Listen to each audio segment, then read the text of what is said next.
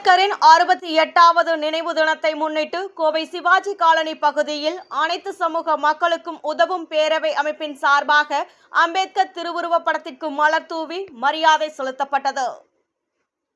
Kovai Sivaji colony பகுதியில் அனைத்து சமூக மக்களுக்கும் உதவும் பேரவை அமைப்பு செயல்பட்டு வருகின்றது.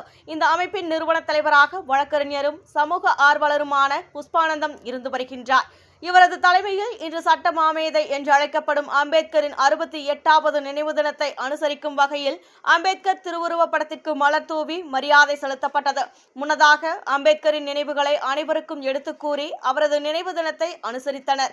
இந்த நிகழ்ச்சியில் 78வது திமுக வார்டு செயலாளர் அறிவழகன், திமுக 45வது வார்டு செயற்குழு உறுப்பினர் ரகுமான், திமுக உறுப்பினர் ரஹமத் நிஷா, 78வது திமுக வார்டு பிரதிநிதி சரவணன், வழக்கறிஞர் குமாஸ்தாக்கள் செல்வராஜ், திவ்யா, ஜமுனா, லட்சுமி, ஜெபா, வர்ஷா, வர்ஷினி, மோகன் ராஜா, சித்த மருத்துவர் ரகுபதி, சிவாஜி காலனி குடியிருப்போர் நலசங்க தலைவர் லயன் டாக்டர் நடராஜன், சாரல் அமுதம் அறக்கட்டளையின் நிறுவனர் ராஜு, சிங்காநல்லூர் அதிமுக கோபால், பைனான்சியர் சபரி, சட்டக்கல்லூரி மாணவர் சரவணகுமார், துரை அருள்தாஸ், அனைத்து கிறிஸ்துவ மக்கள் ஒருங்கிணைப்பு நல மையத்தின் நிறுவன தலைவர் ஸ்டீபன் ராஜ், கரோலின் விமலா ராணி, ஸ்ரீ பாபா அறக்கட்டளை கனகராஜ், கிருபா, சந்திரசேகர் காலபைரவி அறக்கட்டளை லட்சுமி சீனிவாசன், தடாகம் மீனாட்சி, ராஜா பேக்கரி கனகராஜ், ஞானையன், முத்துக்குமரன், ராதாகிருஷ்ணன், விஜயகுமார் என பலரும் கலந்து கொண்டு அம்பேத்கர் திருவுருவ படத்திற்கு மலர் தூவி மரியாதை செலுத்தினர் என்பது குறிப்பிடத்தக்கது.